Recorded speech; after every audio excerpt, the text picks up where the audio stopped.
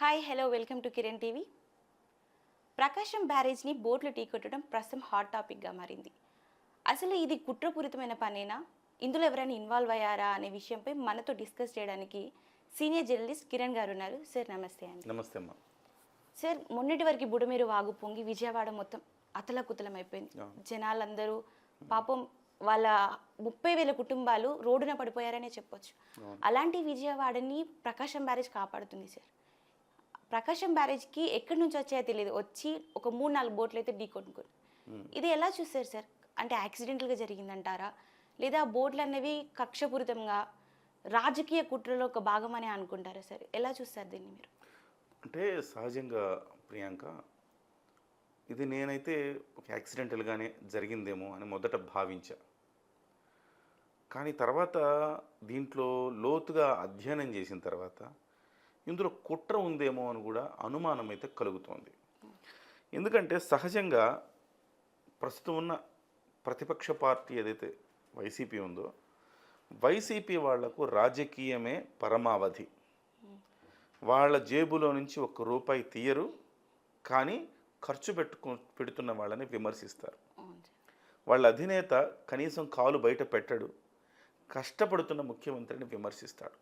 Of course ఈసారి వచ్చాడు ఆయన, దాన్ని కాదనట్లా. కానీ ఆయన 5 ఏళ్ళు ముఖ్యమంత్రిగా ఉన్నప్పుడు ఇలాంటి ఇన్సిడెంట్లు కొన్ని జరిగినాయి. ఒక్కసారన్నా రోడ్డు మీదకి వచ్చాడు ఆయన? రాలేదు. ప్రజల మధ్యకి రాలేదు. అంతకుముందు ప్రజల మధ్య తిరిగి తలలు నిమిరి ముద్దులు పెట్టి అధికారంలోకి వచ్చిన ఆయన పరదాల మాటున 5 ఏళ్ళు గడిపేశాడు. ఇవాళ ముఖ్యమంత్రి చంద్రబాబు నాయుడు గారు చేస్తున్న కార్యక్రమాన్ని చూస్తుంటే ఎవరికైనా దేశంలో ఎవరికైనా అబ్బా ముఖ్యమంత్రి అంటే ఇలా ఉండాలిరా అనుకునేలాగా ఉంది. డిప్యూటీ సీఎం పవన్ కళ్యాణ్ గారి వితరణ చూస్తే బా చేతికి ఎముకలేదురా ఆయన. ఒక దానవీర సూరకర్ణలో, అంటే ఒక కర్ణుడు మనం పురాణాల్లో చదువుకున్నాము, అలాంటి వ్యక్తిని వాళ్ళు చూస్తున్నాం రా బాబు, ఎంత దానగుణం రా ఈయనకి అనేసి చాలామంది ఇప్పుడు దేశం మొత్తం చెప్పుకునే పరిస్థితుంది. అదే సమయంలో జగన్మోహన్ రెడ్డి గారి గురించి కూడా చెప్పుకుంటున్నారు. ఈ పిల్లికి బిచ్చం కూడా వేయడు ఇతను, కనీసం ఇంత పెద్ద విపత్తు వచ్చింది కదా, 1,00,000 కోట్లు ఈయన దగ్గర ఉన్నాయి కదా, కనీసం ఒక 10 కోట్లని ఇవ్వచ్చు కదా అని అనుకుంటున్న దశలో ఏం జరిగింది? ఇప్పుడు ₹1,00,00,000 ఆయన ప్రకటించాడు. ఆ ₹1,00,00,000 కూడా ప్రభుత్వానికి ఇవ్వడట, ఆయన సొంతంగా ఆయన మనుషులు ఖర్చు పెడతారట. దీనికి ఏమన్నా అసలుకి లెక్క ఉంటుందా? ఏం ఖర్చు పెడతారు? నేను ఖర్చు పెట్టే ₹1,00,00,000 అంటే ఎవరికి తెలుస్తుంది? ప్రభుత్వానికి ఇస్తే ప్రభుత్వం ఒక క్రమ పద్ధతిలో ఎవరికి సహాయం అందలేదో వాళ్ళకు అందించే ప్రయత్నం చేస్తుంది. సో ఎందుకు చెప్తున్నానంటే ఇవన్నీ కూడా ఇవాళ ప్రతిపక్షంలో ఉన్న పార్టీ కొంచెం అరాచకమైన మైండ్ సెట్ రావడం విధ్వంసకారకమైన ఆలోచనలతో ఉన్నది. రావడం 2019లో మొత్తం ధ్వంసం చేశారు. రాజధానిలో ప్రజావేదిక కూల్చేశారు, రాజధానిని ధ్వంసం చేశారు. సో 3 రాజధానులు అన్నారు, ఏది చేయలేదు. సో వాళ్ళ మైండ్ సెట్, ఇక్కడ నేను ఎందుకు చెప్పాల్సి వస్తుంది ఇదంతా అంటే, వాళ్ళ మైండ్ సెట్, వాళ్ళలో చూడండి క్రిమినల్స్ ఎక్కువ ఉంటారు, తప్పుడు పనులు చేసేవాళ్ళు ఎక్కువ ఉంటారు. ఒక గోరంట్ల మాధవ్ చూడండి, ఆడవాళ్ళ పట్ల బ్యాడ్గా బిహేవ్ చేసేవాళ్ళు. గోరంట్ల మాధవ్ కానివ్వండి, అనంతబాబు కానీ మర్డర్ చేసేవాడు, ఆడవాళ్ళ పట్ల బ్యాడ్గా బిహేవ్ చేసేవాడు. అవంతి శ్రీనివాసు, లేకపోతే దువ్వాడ శ్రీనివాసు, లేకపోతే అంబటి రాంబాబు, ఇలాంటి వాళ్ళందరూ మొత్తం వాళ్ళు అక్కడే ఉంటారు అనమాట. బూతులు మాట్లాడేవాళ్ళు. జోగి రమేష్, తర్వాత ఇంకెవరు, అనిల్ కుమార్ యాదవ్, రోజా, ఈ బ్యాచ్ అంతా చూడమ్మా నువ్వు ఎట్లాంటి వాళ్ళు ఉంటారు. వీళ్ళందరూ కూడా ఏం దండుపాళ్యం బ్యాచ్లో మనుషుల్లాగా ఉంటారు వీళ్ళంతా. వాళ్ళ మైండ్ సెట్ అది. సో వాళ్ళకే జగన్మోహన్ రెడ్డి గారిని మెప్పించాలంటే ఇలాంటి ఒక క్రిమినల్ చరిత్రలు ఉండాలి వాళ్ళకి. అలాంటి పార్టీలో ఉండేవాళ్ళు ఇలాంటి కుట్ర చేసి ఉంటారేమోనని అనిపిస్తోంది. ఇక్కడ 2-3 విషయాలు మనం క్లియర్గా మనం చెప్పుకోవాలి. ఒక్కొక్క బోటు 40 నుంచి 50 టన్నులు ఉంటుంది. ఆ బోటు అంటే ఒక్క బోటు ఖరీదు 50 లక్షలు అంట. సో అంత పెద్ద బోట్లు ఇవి. సహజంగా వరద వస్తే మీకు బుడమేరు నుంచి ఇట్లా వచ్చి పట్టిసీమ మీదుగా ఇలా కలుస్తుంది, కలిసి గొల్లపూడి మీదుగా ఇట్లా ప్రయాణం చేస్తుంది అనమాట, బ్యారేజ్ వైపుకి వస్తుంది. ఉద్దండరాయనపాలెంలో ఉండాల్సిన బోట్లు 4 తీసుకెళ్ళి గొల్లపూడి దగ్గర ఎందుకు పెట్టారు? First point. అవును. ఇది అనుమానాలకి తావిస్తుంది. ఉమ్, ఉద్దండరాయనపాలెం దగ్గర పెట్టి గత ప్రభుత్వంలో తలసిల రఘురాం కావచ్చు, నందిగం సురేష్ కావచ్చు.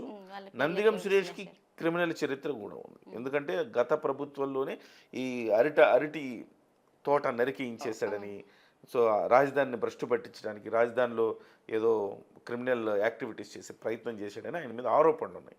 ఈ నందిగం సురేష్ కానీ తలసిల రఘురాం కానీ వీళ్ళు ఏం చేశారు, అక్కడ ఇసుక తవ్వుకోవడానికి 4 బోట్లను వాడారు. ఆ వాళ్ళ బోర్డులను- బంధువులే, అదే సార్.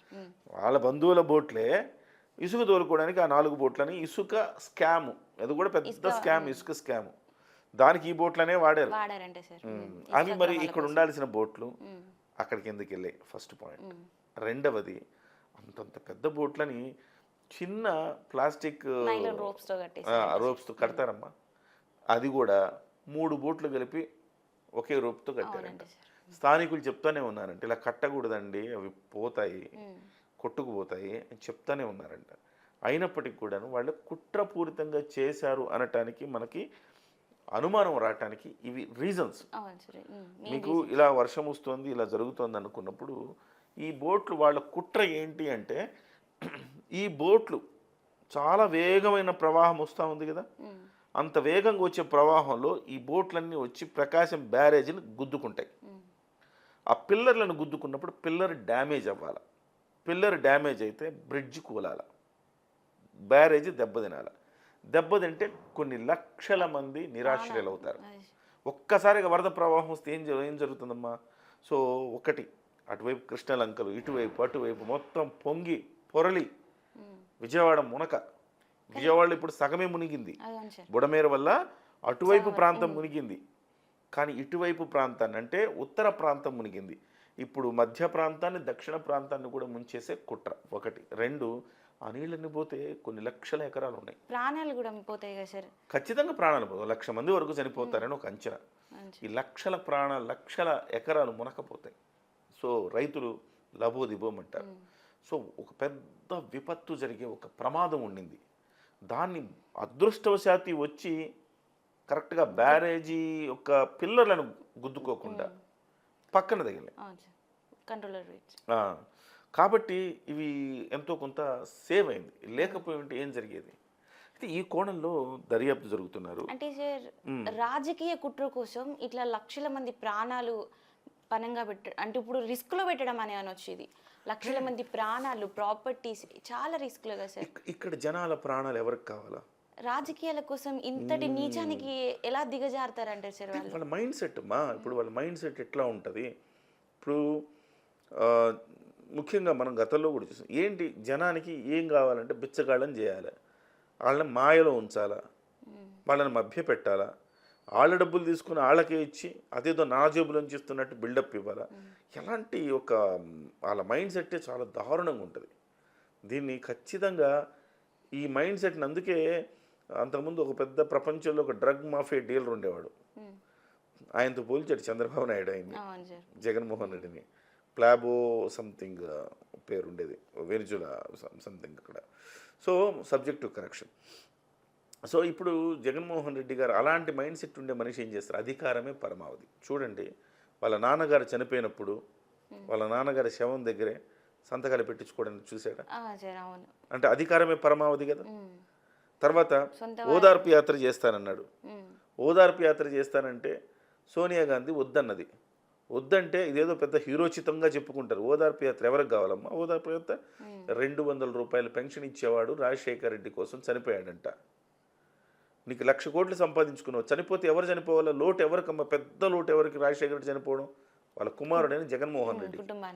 ఏదైనా ఆయన బాధపడి బాధ తప్త హృదయంతో చనిపోవాలంటే ఎవరైనా ఆయన మీద ఇట్లా ఆధారపడిన వాళ్ళు చనిపోవాలి. 1,00,000 కోట్ల రూపాయలు సంపాదించిన వాళ్ళు అయ్యో పర్వతం లాంటి నాన్న పోయాడే, ఇంకా నా జీవితం ఏంటి అని బాధపడాలి. 200 రూపాయల పెన్షన్ ఇచ్చేవాడు చనిపోతాడమ్మా. పెద్ద ఇదంతా కూడా చాలా డ్రామా అనమాట. 700 మంది చనిపోయారని 700 మందికి దగ్గరికి వెళ్ళడం, ఓదార్చడం, 1,00,000 రూపాయలు ఇవ్వటం వాళ్ళందరికీ. వాళ్ళందరిని ఓదార్పు యాత్ర పేరుతో రాజకీయం చేశారు. మన దేశంలో సానుభూతిని మించిన రాజకీయం లేదు ప్రియాంక. ఆ సానుభూతిని సస్టైన్ చేసుకుని ఇవాళ అధికారంలోకి రాగలిగారు. రాజశేఖర్ రెడ్డి గారు వేసిన ఒక ప్లాట్ఫామ్ ఇది. కానీ ఆయన భావాలకు పూర్తి భిన్నమైన భావాలైనవి, అవును సార్. పూర్తి భిన్నమైన భావాలు. ఆ భావాలతోటి ఈయన ఏం చేశాడు, ఇవాళ ఆ రకమైన సానుభూతిని పెచ్చరిల్లేలా చేసి చేసి చేసి చేసి చివరికి అధికారం తెచ్చుకున్నాడు. అధికారం వచ్చిన తర్వాత ఏం చేశాడు, ప్యాలెస్లో కూర్చున్నాడు. కరోనా రకరకాల అన్నీ వచ్చినాయి మనకి.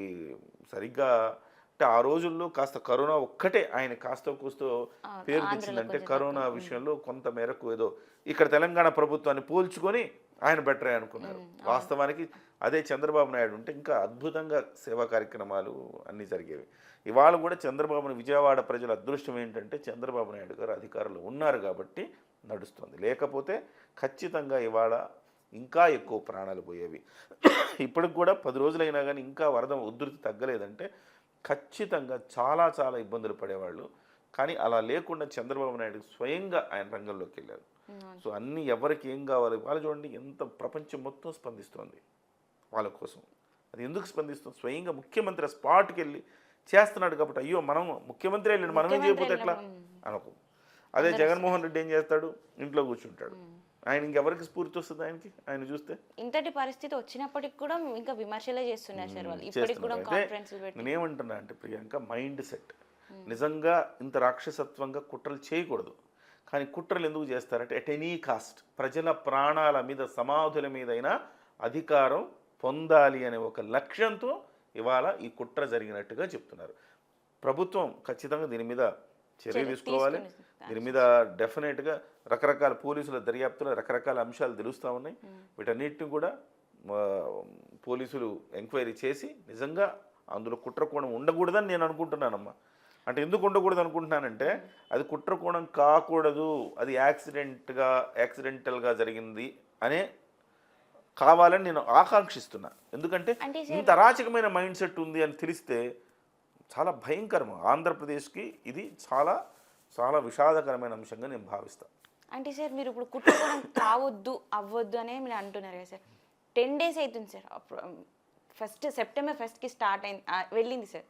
September 1 to 10 days, September 10th. No వన్కి ఇంతవరకు ఎవరు రాలేదు సార్. నా బోట్ పోయింది.